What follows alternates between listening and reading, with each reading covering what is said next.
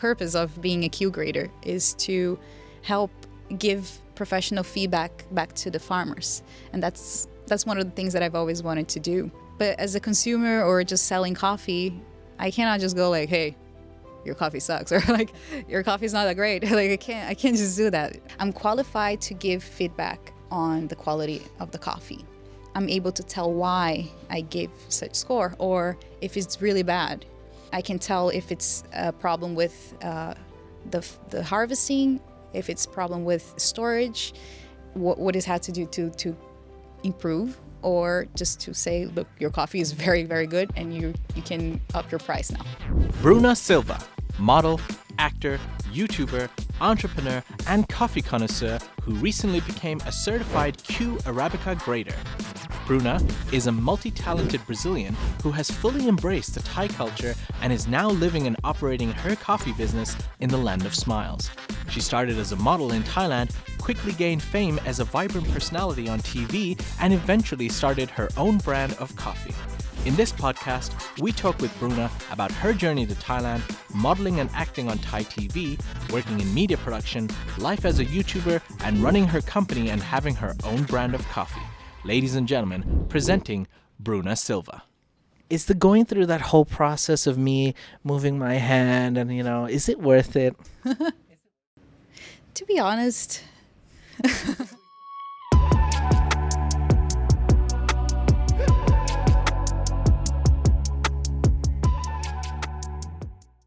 Over 75% of the people watching this video are not subscribed.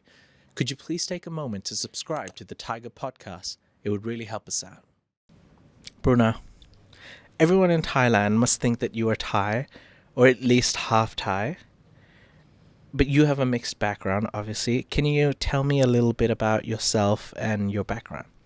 So my name is Bruna, and I'm actually Brazilian. I'm full Brazilian. So I'm not even mixed race. Well, I am mixed race, just for the fact that I'm Brazilian. Brazilians are all mixed race. So I'm not like looking, I'm full Brazilian. Yeah. Because the extent to your Thai language skills might confuse some people and make them think that you're a Hafi, which is common in Thailand. Yeah. But you're born and brought up in Brazil, right? I was born and raised in Brazil, São Paulo.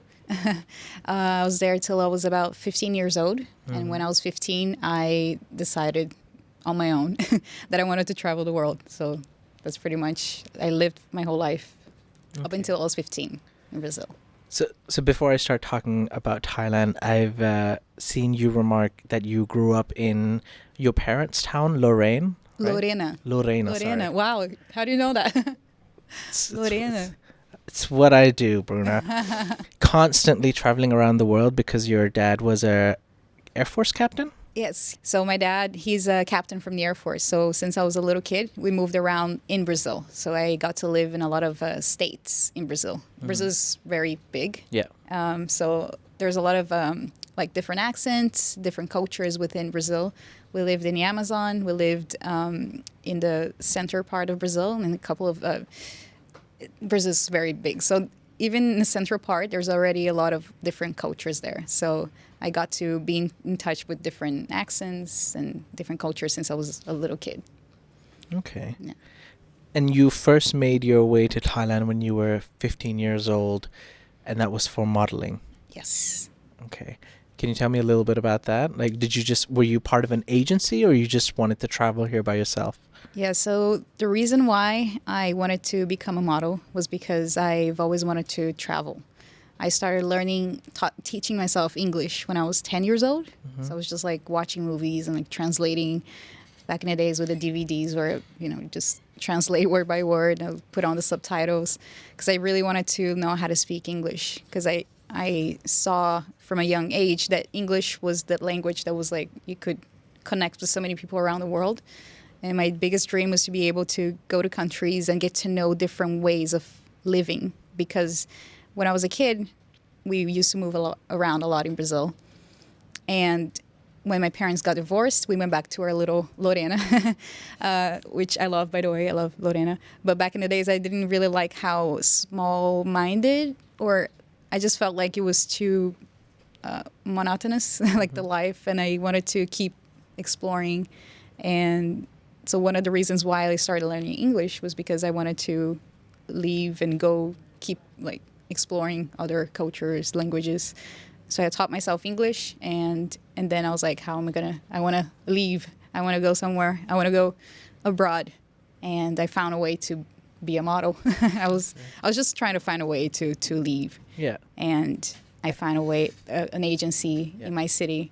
They were looking for models, and they're recruiting models to go take pictures, and then they recruited me to Asia. Well, that's quite a brave decision at the age of 15 as well. Like, were your parents supportive at that time? Were they like, all right, Bruna, go live your life? Yeah, actually, the reason why they supported me was because I was different from the other kids. Kids my age, Brazil, Brazil, like the party place. A lot of the kids my age, 13, 14, they're already thinking about parties. They're already like parties going on, and people already like dating and stuff like that. But for me, it was like I wanted to keep traveling. I didn't care about parties. I was just like studying by myself English. People really didn't get that. And I for me, people say, oh, I was very brave. But for me, I would think that it wouldn't. For me, I didn't think it was like brave. That it didn't seem like a big deal for me, because I just wanted to leave Brazil. I just wanted to go. Just explore the world. I just wanted to explore the world. So Bruna, at 21, you then decided to come and move to Thailand fully. And then you started your first YouTube channel and doing Discover Asian Taste. Discover Asian Taste, yes. So was that your own channel and own idea? Yeah, actually, that was my channel. I had help from a couple of friends. They were doing video production at the time.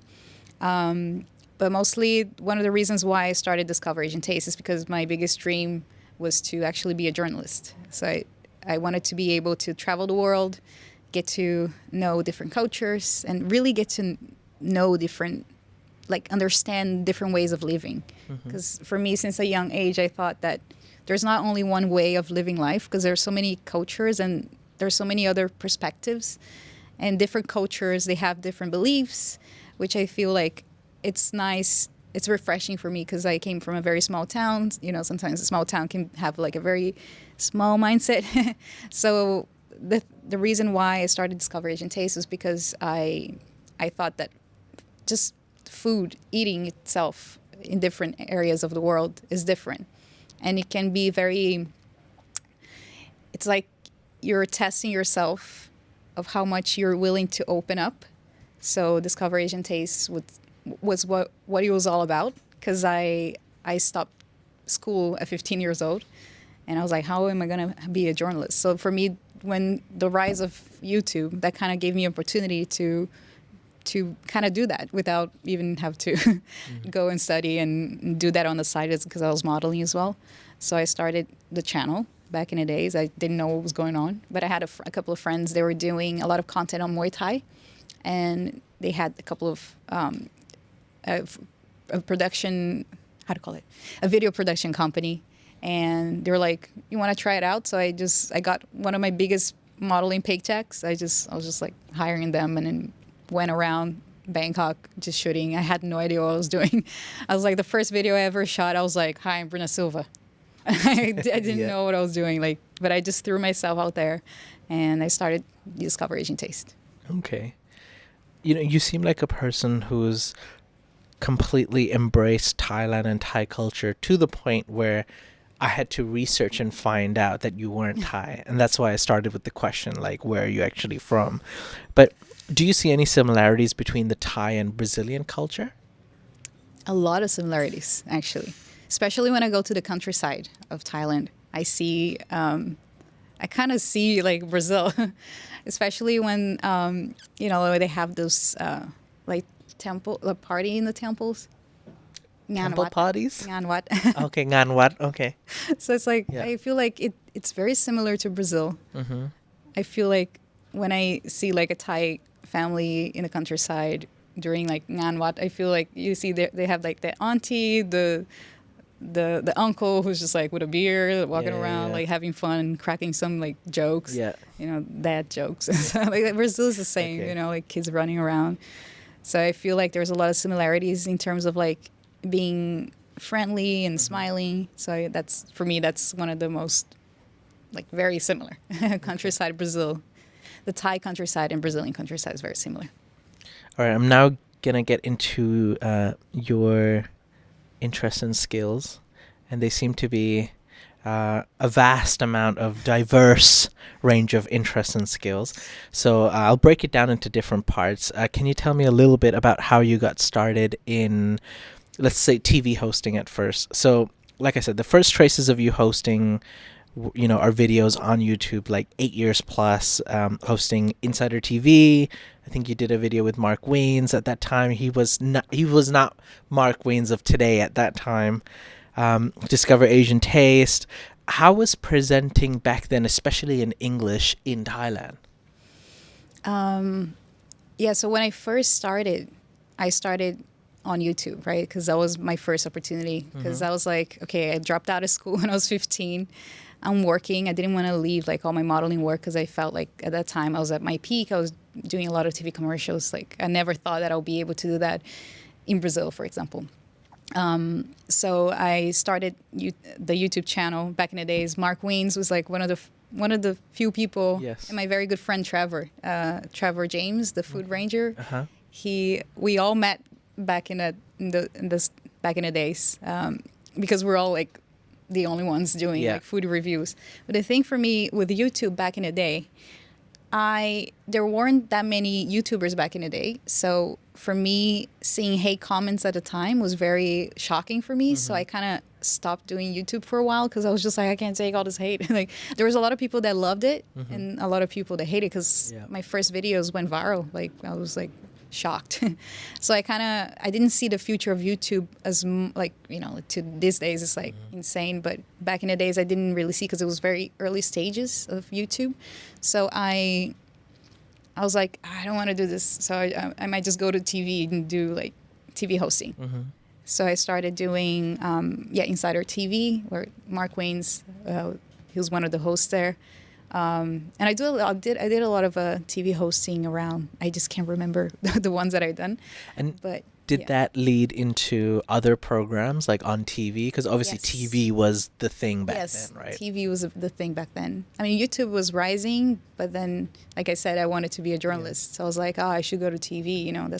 YouTube wasn't taken as seriously back then. It was more like a hobby, more like fun pastime kind of thing. Exactly. And the hate too back then, I didn't know how to deal with it. These days, I'm like, I don't care. So that was one of the first things. My English wasn't fully fluent. I don't know if I am right now, but but it was very. You definitely are. Yes. Thank you. Yes. But back in the days, I was just having fun, like learning how to be in front of a camera. I wasn't as comfortable as I am these days. Like for me, public speaking these days is more difficult than the camera. I can just do camera; it's fine. But that was challenging for me. It was a very good challenge being a Brazilian girl all the way here in Thailand, presenting in English. At a time, I couldn't even speak Thai at a time, but it was a very, very good challenge for me. I learned so much, but I learned through like doing. Sometimes I'll be like, "This is horrible," or I get comments on YouTube and I didn't know how to deal with it. So back in the days, it was much more difficult, for sure. But I learned a lot. All right. Moving into, you then started doing TV commercials, obviously with the modeling, hosting, acting. Is that something that just kind of happened, or did you always want to like break into the industry? Because there's modeling and then there's, TV is like at another level. It's something different. It's like acting and scripts and this and that. Is that something you always planned, or? I think one of the reasons why I kept like pursuing the entertainment business is because when I was a kid, I was a very shy kid, like very introverted. I still am. But that sort of venturing to all these different areas of like where you have to really put yourself out there, I really felt like I was pushing myself, because when you're a model, you can get very comfortable as a model, very, very comfortable. And I didn't like that because I felt like my parents allowed me to leave Brazil when I was 15. So I felt like I need to make something out of my life, not just like be a model and like go around partying, free drinks and stuff like that. So I was like, there's more to life than just like there's all this free stuff, all this good life. So I was like, whenever I was modeling, it was great. I mean, that was a very great opportunity in my life. Maybe I wouldn't have all I have if it wasn't for modeling.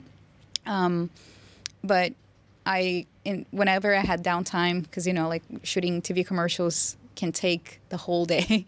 It can go from 4 a.m. in the morning all the way to midnight. So there's a lot of downtime where you're waiting around. So during those times, I was just like learning something, trying to learn something. So I sort of started learning languages. I've always been interested in video production.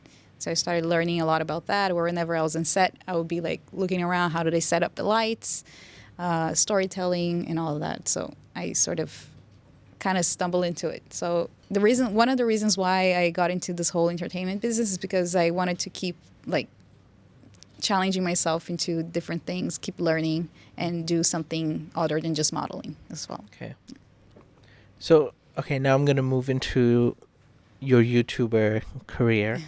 So, I personally felt that your channel is quite wholesome. You know, like most videos, it's like vlogs, daily life. You've done videos where, you know, you're showing your filmmaking, whereas you make your own setup, playing with your lights. You know, you had your friend over and kind of, she's a fashion model and you were kind of trying to take photos in that style. Then you're making coffee, you're with your food, you're with your family. And it's like a personal kind of channel, a way for, you know, maybe even your fans to kind of follow your life and connect to you on a deeper level. Was that your goal for the channel, or you know, what was the point of the YouTube vlogs and channel? I think one of the reasons why, for example, starting with Discover Asian Tastes, the reason why is because I wanted to I would think about the person who was watching. And the only person that I would think about was my grandmother. Okay. Because I was like, whenever I would go to a restaurant here in Thailand, and the setup was so different from Brazil. Like everything was so different for me. Even like the fact that there's fish sauce on the table and there's sugar there. And then I was like, this is so interesting. Just that alone, you know. Sometimes we're here for so long, we don't see those things. Yeah, we don't question it. We don't question it, exactly. But when I first got here, for me, it was like, what? How do they do this? Or whenever I see a ran khao man kai, like you have the chicken rice chops here, and I would see the whole chicken. I'm like, how do they eat it? Like it's right there. They're just hanging there. They're just hanging there. How do you eat it? So that was curious to me, and then I would think about my grandmother. Because every time I would call her, she'd be like, how's it going in Japan? Are you speaking Chinese yet? I'm like, what the hell? They had no clue about, they have no clue about Asia. Yeah. So one of the reasons why I started Discover Asian Taste was because of her. Like, I wanted to show, she doesn't speak English, but I thought that English would be appealing and for me to challenge myself as well. But I would think about her as the audience. Like, look at this thing. Like, they put this thing they put sugar and fish sauce in a bowl of noodles. Yeah. For me, that was insane. So that was one of the reasons. When I started the channel in Thai, one of the reasons why I started was because I was living in Taiwan after I spent a couple of years here. And I went there to learn Chinese. And I missed Thailand so much. Like, I missed Thailand a lot. And I was like, I felt, looking back at everything that I learned a lot about my life changed a lot after I learned about Buddhism as well. That's one of the reasons why I think I kept staying in Thailand as well. And I was like, I want to show my appreciation to Thai culture. I want Thai people to know that there's a Brazilian girl that's very appreciative. And so I was like, I'm going to make a channel in Thai. That was very overwhelming for me as well, because I wasn't as fluent as I am right now, but I was like, you know what? It's just like doing my channel in English. I just had to throw myself out there. So I just did it. I started the channel in Thai for that reason. And where did you get started in like video production? Because you're not just like a personality, but, you know, did you study film or production, or was that just, you know, during your downtime in production sets? Because I saw you. I mean, you have a very good understanding of like videography and playing with lights and experimenting. Like, where does that come from? Actually, comes from way back when I was in 5th grade. Okay. So I've always loved film. I've always loved watching movies. I've always loved cameras. Like whenever my dad had like that handy cam, like Okay. the Sony handy cam. Sorry, I shouldn't say the brand. No, that's okay. The handy cam, and I was like, I've always loved it. And whenever we go, like, because we moved to the Amazon, and for me that was so cool. And sometimes I'll just tell him to pull out the camera. I'm like, I want to film me, and then he would just film me hosting something, and it was like very bad. I'll be like, look at this tree, it's awesome. So I kind of, What do I do with my hands? Exactly. No, I get it. Yeah. I was very young. So, and then in school, I had the idea of setting up a school channel, a sports, where I'll cover sports, like the sports events in school. So I talk, because I used to study in a Catholic school. I mean, most of this Yeah. Brazilians are Yes. Catholic, so I grew up Catholic. So I went up to the priest and asked him if I could set up like a channel for the school. So I started just covering like the sports events. I just took my dad's handy cam and just went around going after all the school events, all the sports events, just like interviewing people. And so that's where it started. It started back then. And I wrote a book when I was a kid, like sort of like it was a mix of Harry Potter and Lord of the Rings and The Hobbit. Okay. It was all from like, You've it was just a lived it, copy yeah. of that. All right. Yeah. And I love that whole thing. And then I wrote a book, like was what, 50 pages book. And I made a movie out of that too when I was in school. Because How old were you at this I time? was 10, 11. Yeah, you're definitely not a normal kid. No, not Yeah, normal. That's cool though. That's- I mean, hey, look at us. We're all weird here. Exactly. Otherwise, we That's- wouldn't be doing what we're doing. That is true. Yeah, so I started getting into film during that time where I would just like set up my own thing. I would do all my own independent productions. I was going around doing channels for the school, filming like short films in school. And then when I got to Asia to be a model, I would always be like looking around, like how do they do it? Like always very interested about the cameras, how do they set it up, how did it all work? Like I wouldn't just stay there. I would just be like very curious. So that turned into later on having to film for my own channel.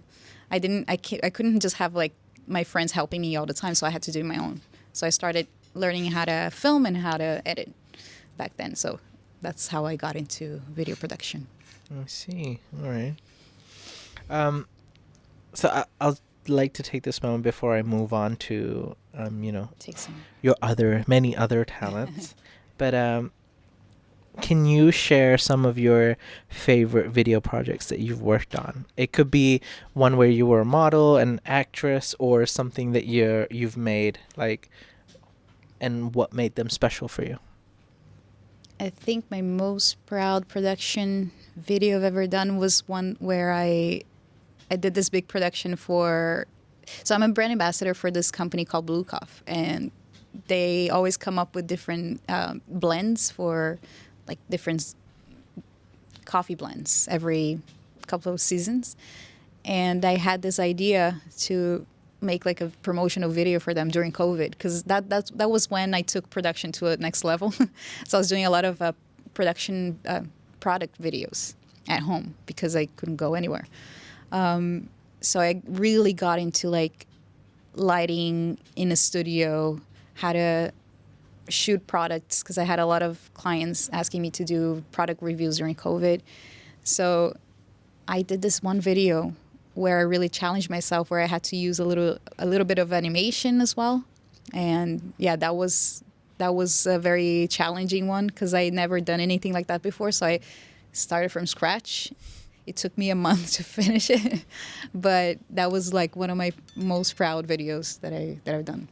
It's always the most difficult ones. Yes. The journey to getting to that final product. Exactly. You know how much you struggled. Exactly. It's not the most perfect video in the world, Yeah. but I'm very proud of how I really went like the extra mile to like really get to do things that people will look at me like, you shouldn't, like even people in the industry, like, shouldn't do that. It's too much work. Like it takes Not like worth it. Yeah. yeah, like it takes a whole set of people to do what you're doing right now. Like don't do that. Just do like your reviews where you're just talking to the camera. I'm like, no, I really want to do like a video promotion for this blend. And I went ahead and did it. I did what I always done in my life, where I don't listen to anyone, and I just do it. And I'm quite proud of it. Quite proud of it. But I do understand that it's so difficult. Yeah. That's why it takes so many people on set. Yeah. Okay. How do you think the video production industry in Thailand like differs from the other parts of the world? Because you have, done modeling in different countries in Asia and stuff. Was there something about Thailand that stood out for you? I think the video production industry in Thailand changed a lot since I came here. Like changed drastically. When I first came here, I think I felt like I was getting to learn. I didn't really have an opinion about it, but I would get a lot of influence from Brazil. Like there's a lot of very famous, very talented creators in Brazil, filmmakers, and I sort of like always wanted to emulate what they're doing here, trying to bring that here. But through the years, especially after COVID, I feel like or even before that, film here in Thailand. When I was learning Thai, I would watch a lot of movies in Thai, and I was like so impressed by the level of like quality. They're making a lot of very, very, very good movies, and I started getting inspiration from that. And after COVID, I feel like the industry completely changed, and I started getting a lot more inspiration from Thai filmmakers as well, trying to implement their way into my work. So I feel like right now I'm very, very impressed with how the video filmmaking industry in Thailand has turned out to be these days. All right, I'm going to start now talking about Bruna the entrepreneur. All right, so firstly, congratulations on achieving the certified Q Arabica grade. Thank you. Yeah. How did you end up starting your own coffee brand in Thailand? And what inspired you to start your own coffee brand? Because when you look at the timeline of Bruna and the different career paths you've taken, this is out of nowhere. I know. It seems random, but where did this love of coffee come from? So love of coffee came from birth. Okay. Brazilian. Are Brazilians big on coffee? Yeah, the biggest producing country in the world is Brazil. Is it? It's the biggest producing coffee. Yeah, I thought it was like Guatemala or something. Brazil is the biggest, like crazy exponentially. Like Okay. It's insane how they the amount of coffee they produce there. Yeah. So that started from Brazil's history is built upon coffee history. Okay. Brazil started from the coffee farms and the coffee lords. That's what they called, right?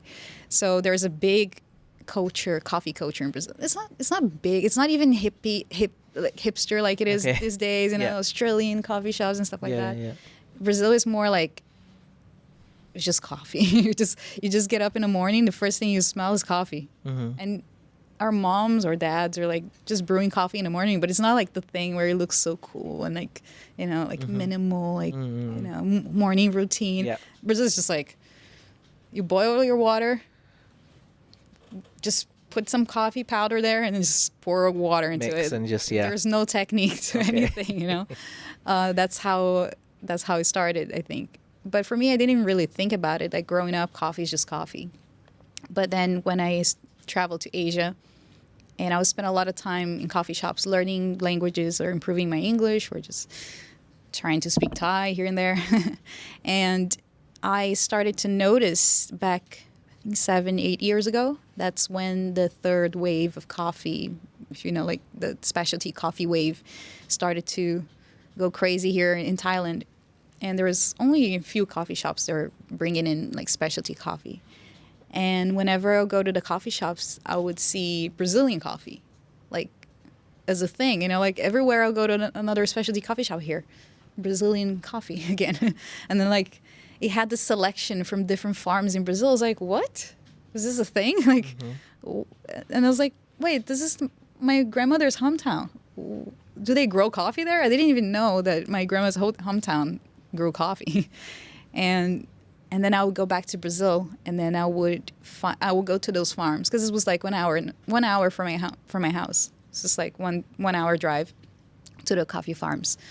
So I'll go to the coffee farms, and I started to learn more. And I'll tell them at the coffee farms, I'll be like, they're using your coffee in Thailand. And that started the exchange, like I would bring Thai coffee to Brazil, and I would bring the Brazilian coffee to my friends here. And then that's when it started to become a thing for me, where I was like, whoa, this is so much fun, Coffee is not just coffee. It's got all these different origins. It's got all these different tastes, all these different brewing methods, all these different ways of growing. And it was a whole thing for me. It was a whole other world. And I'm a bit of a obsessive person. I love like to learn things like to the details.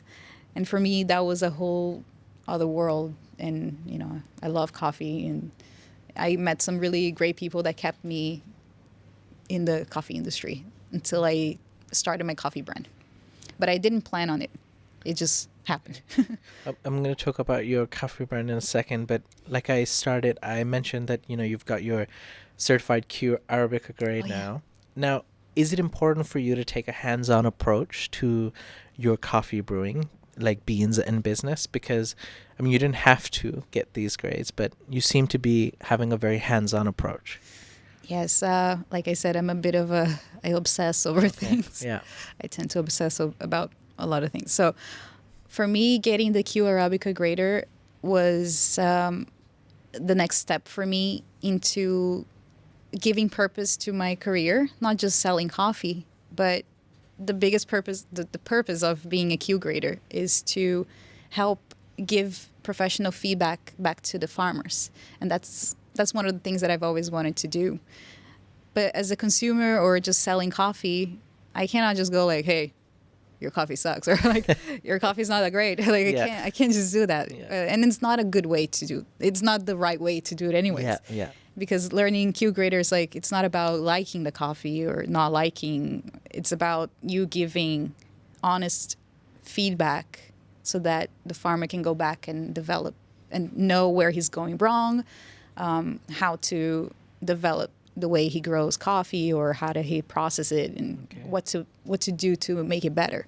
So that's one of the reasons why I took the course and I took the test, which was very difficult. Was it? So can you explain to me what exactly is like? What does it mean to be a certified Q Arabica grade? That means that you can tell the quality of a coffee bean?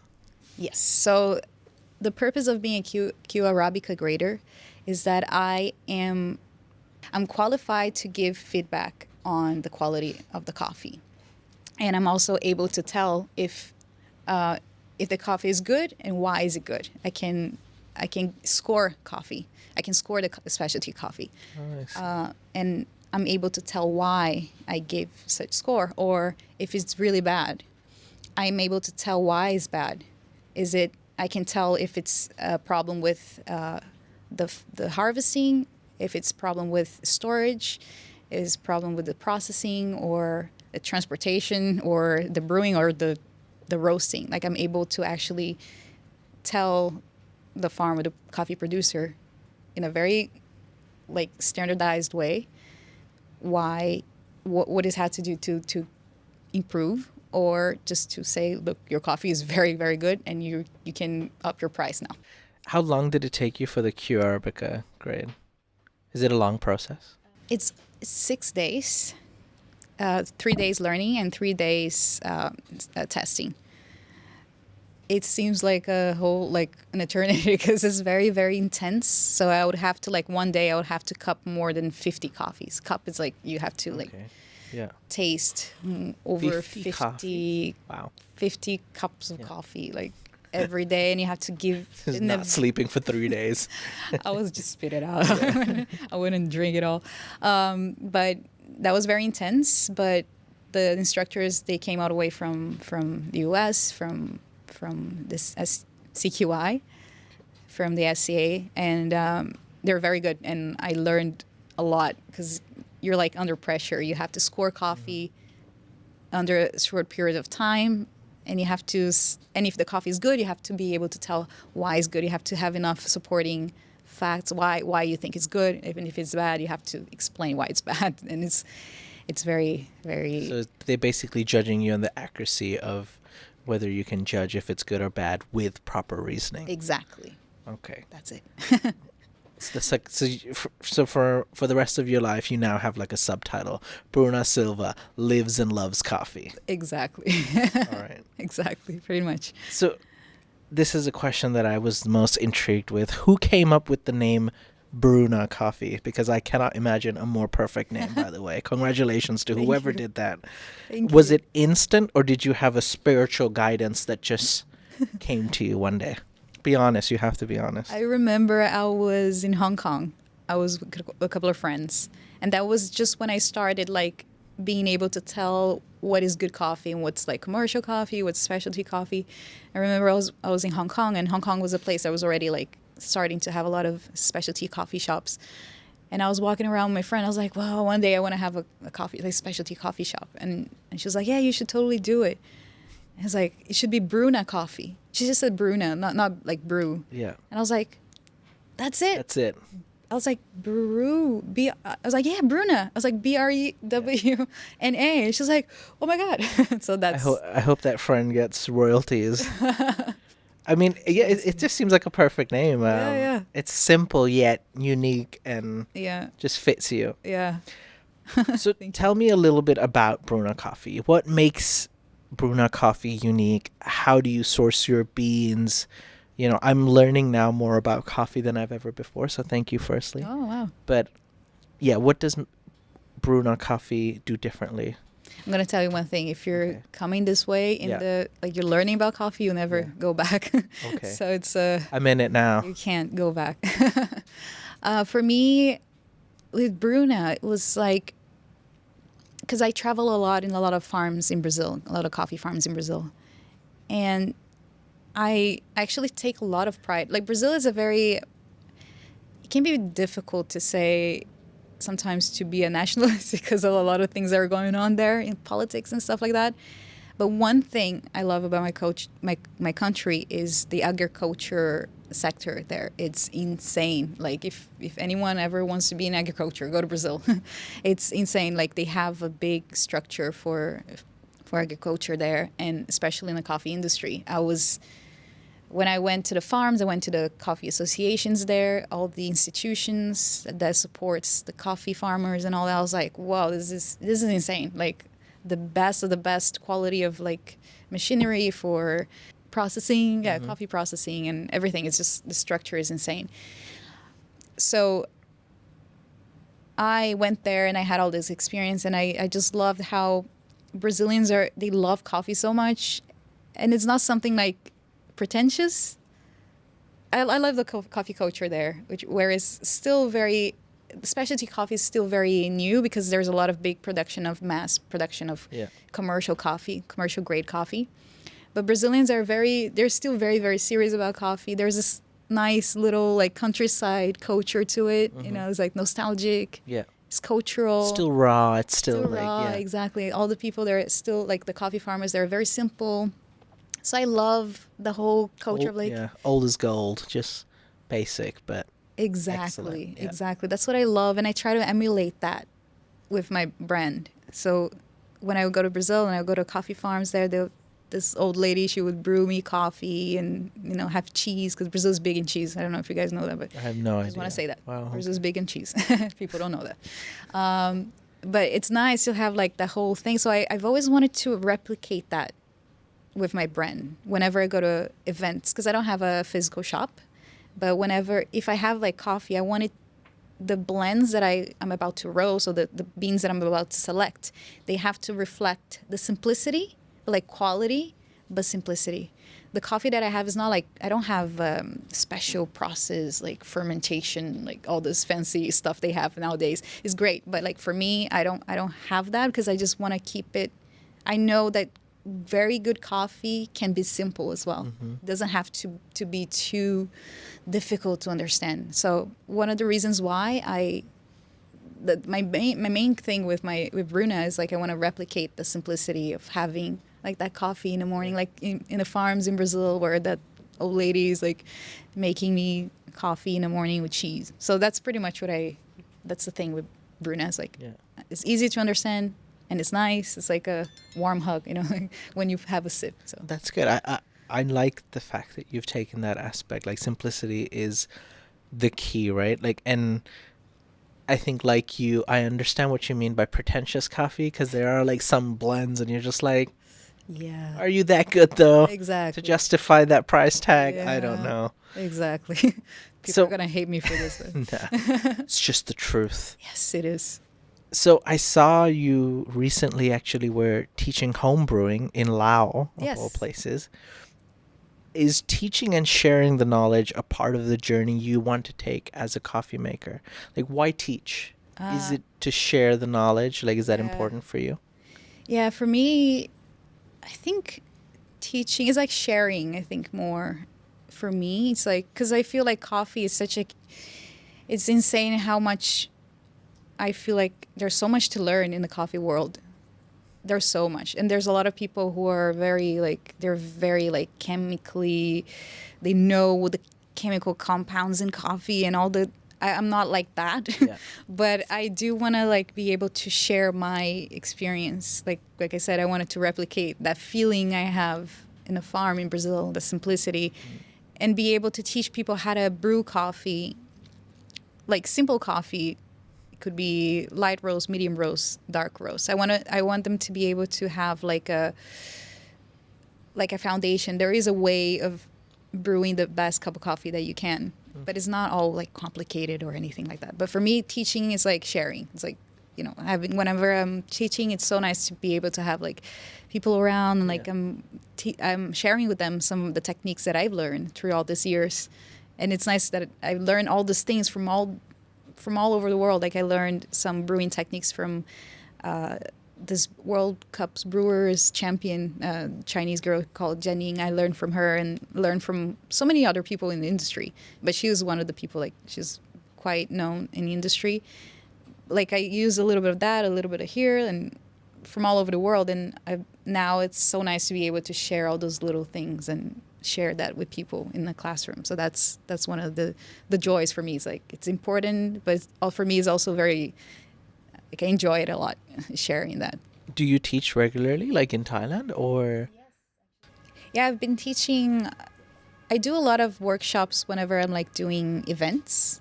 There's a lot of events where we do like a little workshop during the event. But I will be teaching more this year. After I think next month, I will be teaching more. Like, So do you do courses? yes, I do How courses. long do they last normally? I try to do like a lot of like home brewing, but it's like next level home brewing.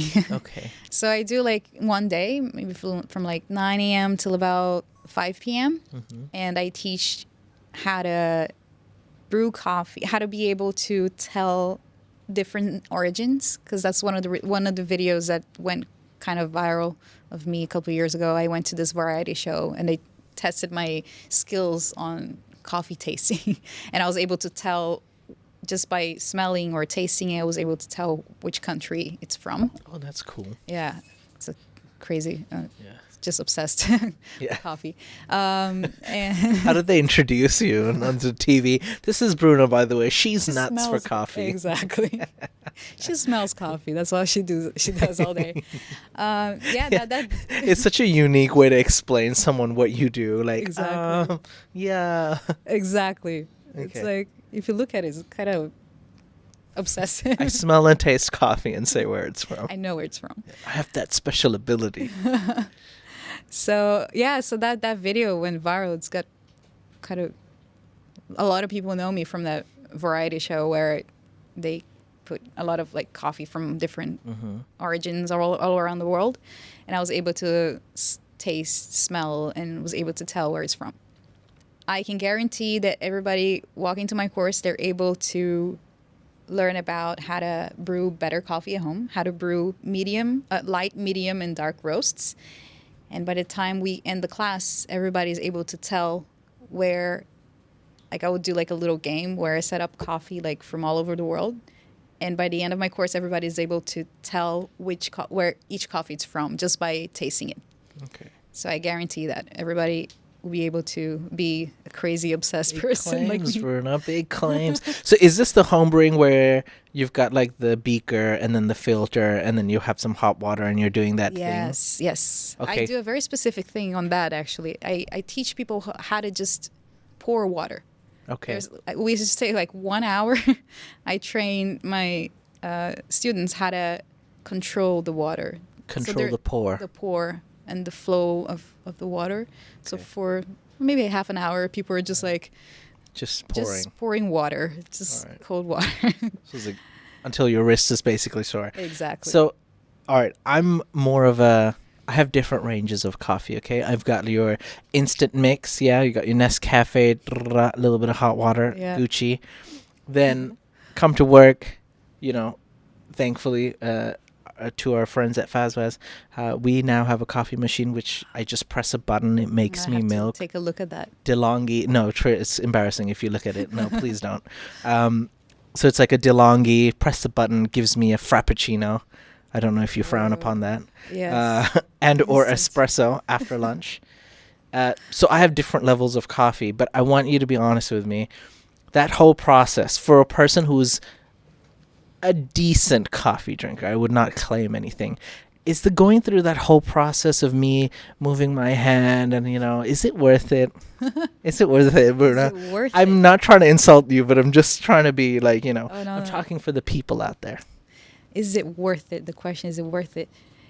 It depends on what you... If you want to be honest... There we go. The truth is coming out. I've broken her. It doesn't matter, really. Like, actually, it doesn't matter. I mean, for me, it's, like I said, I come from a country where we don't have water kettles. We have a stove, right? We boil water there, and we pour water inside the freaking filter, and we don't even, like, there's no technique to that. That's how I grew up. Yeah. And then traveling around the world and seeing all this different hip coffee and all that. And I went, you know, like when you first get into coffee, you think you're something special. You think you're different than ever. I know something nobody else knows. You know, like, I feel obnoxious already, and I'm like level 1. You're level 563. I'm past the obnoxious. Coffee snob. Yeah. Okay. You will go get past it. Okay.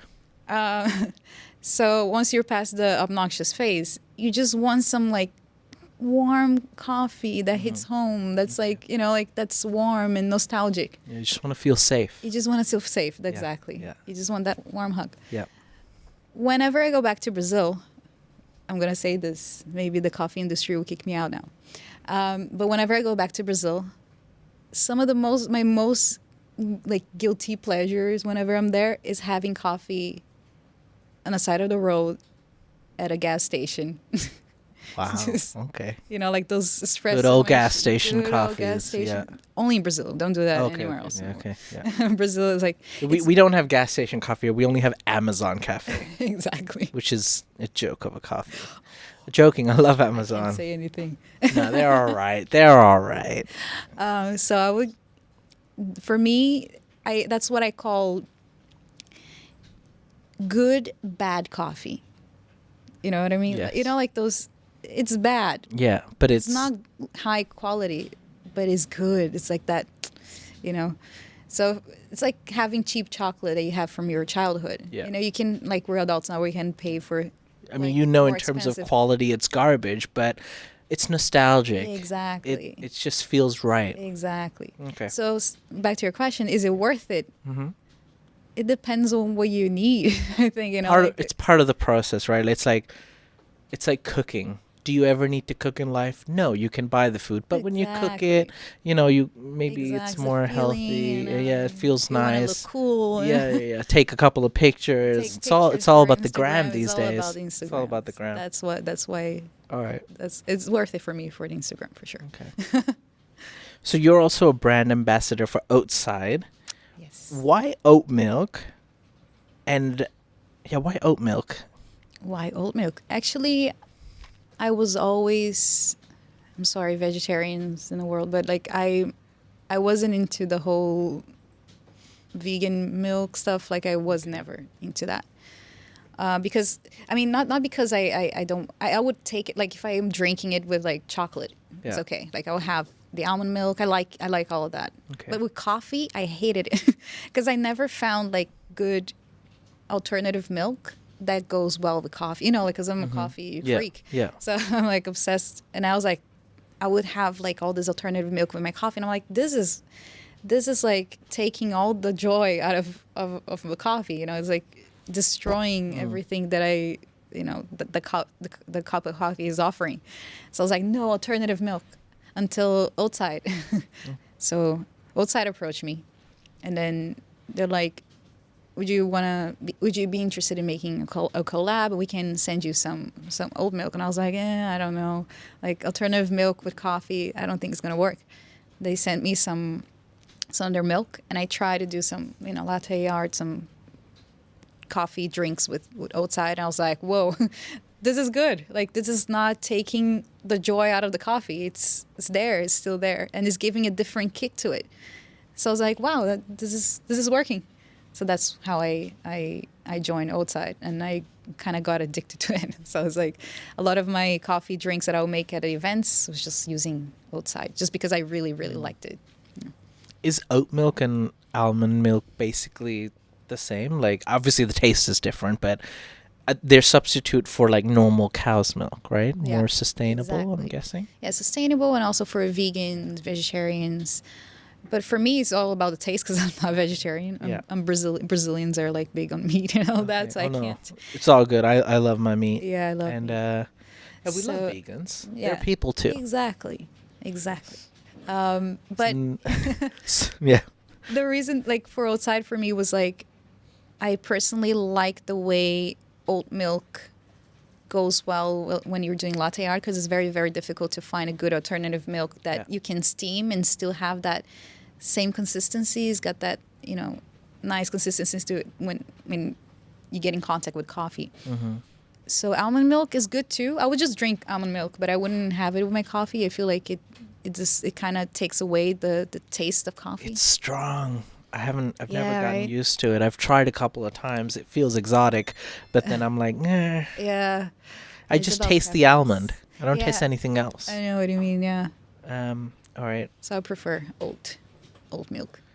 Bruna, can you tell me some of the biggest challenges you face as a business owner in Thailand, and how do you overcome them? So obviously, like, we can talk about the coffee business perhaps in Thailand. Like, how competitive is the coffee market? When I first started selling coffee, people would look at me like, because at the time I was doing the sitcom here in Thailand. And I remember I would bring my coffee to set, and I would try to sell it to the actors there. Yeah. And then the director was like, why you're selling coffee? That was like before the whole coffee wave Yeah. in Thailand. People were like, why? Are you okay? Are you doing well financially? I was like, no, I'm really excited to do this. Yeah. Like, Is everything all right, yeah, Bruna? they're like, are you okay? Yeah. Thai people wouldn't brew coffee at home. I grew up, Brazilians don't. Brazilians like, I won't go out for coffee. I can make coffee at home. Like Brazilians won't accept the fact that like go out for a coffee shop to have coffee. They're like, it's expensive. But they will buy something like more expensive. Like, but in Thailand, it's like people would go out to have coffee. Oh, right? yeah. It's all a about lot the of coffee shops here. Exactly. All the like stalls, the little dude, like the uncles like by the side of the road making the café bodan, which is the old Old style, old traditional coffee. coffee making. Yeah. Exactly. In the beginning, I was the one packing. I was the one like checking the roast and doing everything. I mean, I still do check the roast, but back in the days, I was doing everything myself. So a lot of people started to get into coffee. A lot of people started getting into coffee during that time. But for me, it was very good.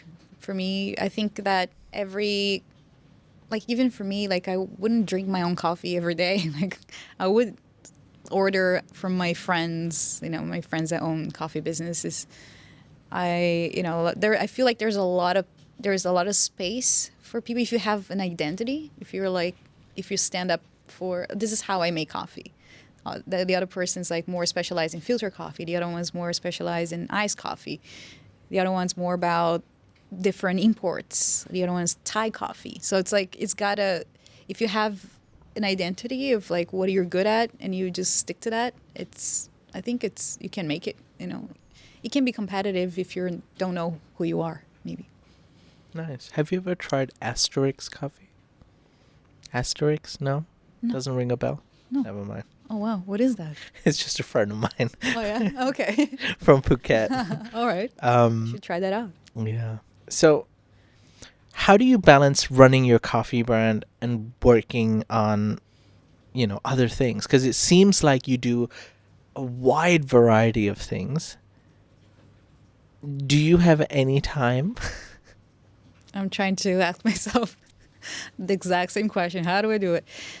Actually, I'm trying to manage everything because sometimes I can't manage everything at the same time. I'm gonna be honest. Like sometimes I neglect my coffee thing and then I go back to my filmmaking, and then sometimes I'm like, okay, now it's back to focusing only on my coffee brand, and then my YouTube channel.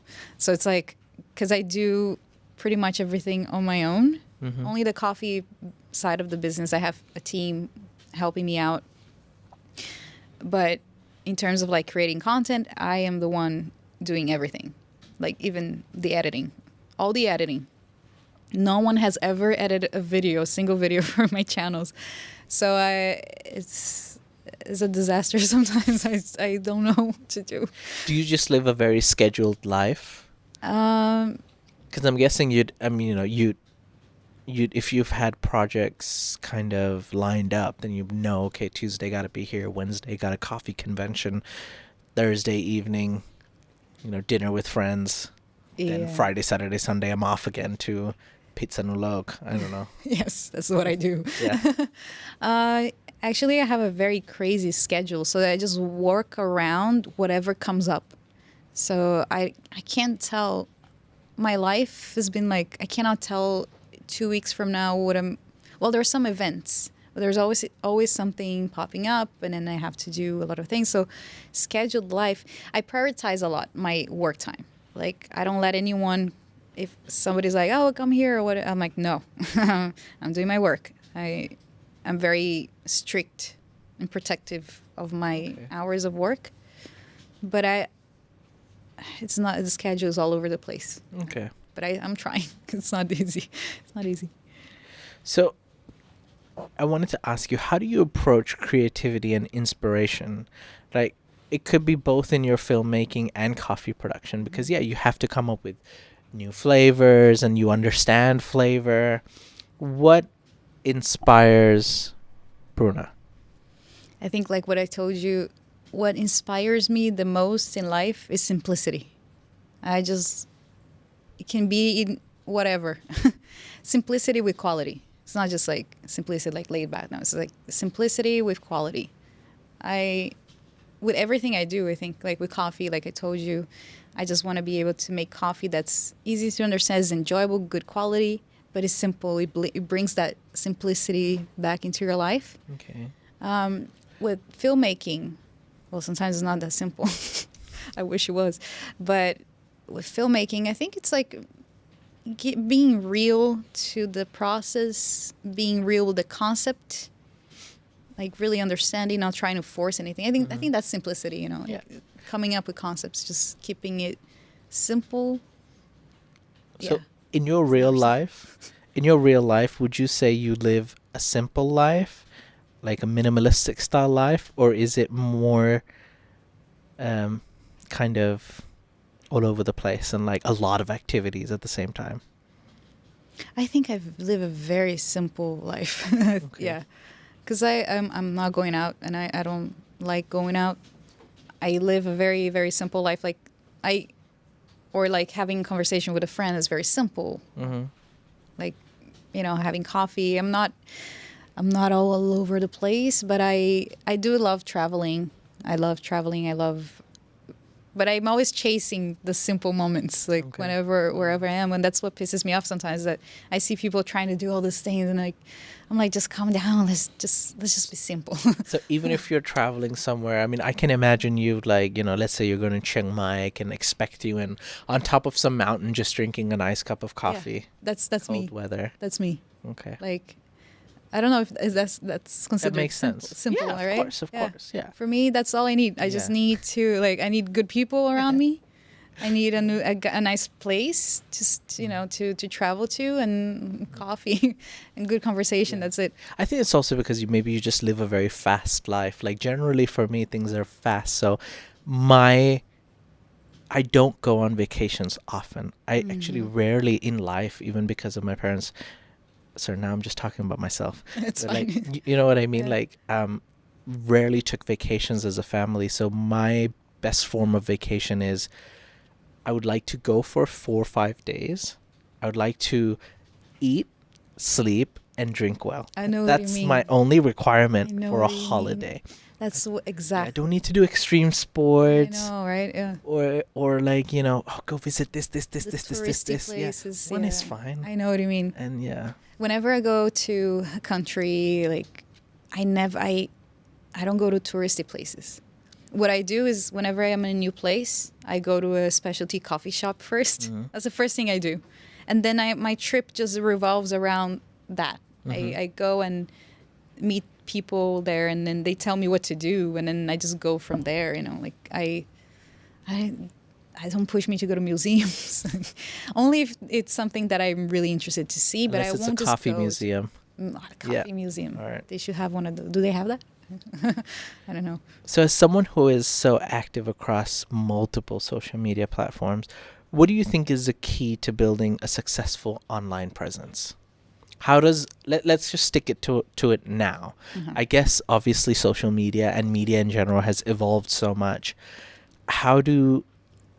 What do you think is the key to building a successful online presence? But I must say one thing though. I think my fans are like, they're always telling me, Bruna, put more videos. Just upload more videos. And that's one of my problems. I'm not very active on like Instagram, or I'm not updating them all the time. But whenever I come up with something, like I go full on, and then I put out some videos and they're happy. But mostly of the time they're like, more videos. But I think one of the things that's very, very important, more than just consistency, I think is you being true to yourself when you're. I know it sounds cliche, but for me that's why it works for me. Like I try to bring the simplicity as well and keep it simple, making sure I'm myself, because I feel the most comfortable with a camera whenever I'm being authentic and being really excited about what I'm about to show. Like I always think back to what I said, like thinking about my grandmother who's viewing it, or whatever. Whenever I make content, I think about myself too. Whenever I watch a YouTuber that I admire, what is it that I admire in them? I admire their authenticity, the positive feelings. Like I want to be able to create content that's positive, that's real, authentic. So I think one of the key things, it might sound cliche, I don't know, but seriously, it's like, for me, it's like keeping it real. Okay. Do something that you actually believe in. Yeah. It sounds all like very like Makes Instagram sense. quotes. It makes sense, yeah. But for me, that's what it worked. Life quotes by Bruna. Yes. All right, Bruna, so what's next for you? Are there any exciting projects or ventures on the horizon that you can share with us, either in your, as an entrepreneur in your coffee business, or any future projects you're working on? Yeah, there's a project coming up. It's I will be a judge. I don't know if I can talk much about it, but it's like I'm going to be one of the judges at this barista. It's like a master chef For coffee. Oof, of course. What kind of judge am I going to be? Yeah. I think you're going to be the nice one. But then again, who Like, knows? this is horrible. Who knows? You're going to be the Simon Cowell of I think coffee. I will, actually. Right? Because that's the thing. I mean, like, you have kind of dedicated your life and spent enough time to get your Q Arabica grade, and you're in the business, you're selling coffee, you're tasting coffee. So you take it seriously. And the best thing you could do for someone aspiring to want to do the same is to be real with them. Exactly. Okay. Exactly. There'll be no point in sugarcoating. No. So I'm expecting you to just like lay down the law. Bruna, my last question for you today is our closing tradition where I'd like you to give one piece of advice to anyone who's trying to break it into the industry. So whether it's the coffee world or it's the entertainment, it's about, breaking it into the industry and finding success. What's one piece of advice you'd give someone to try to get success? I think the advice I would give to have like certain success in these areas, I think that the biggest thing the key to success, not only speaking for me, but from other friends of mine who have been very successful, even more than me, I think that the key thing is like be genuine about the process, about learning, be genuine about the connections, like be willing to help, be willing to listen, be willing to share things without like holding it for yourself. I think that's, for me, I think that's what's worked as well. And be authentic to yourself. Because sometimes, like for me, being authentic with the coffee thing is like me going back to my own roots. Even though I speak Thai, I'm in Thailand, I feel like sometimes I can be very Thai. I've adapted a lot of the Thai culture into my life.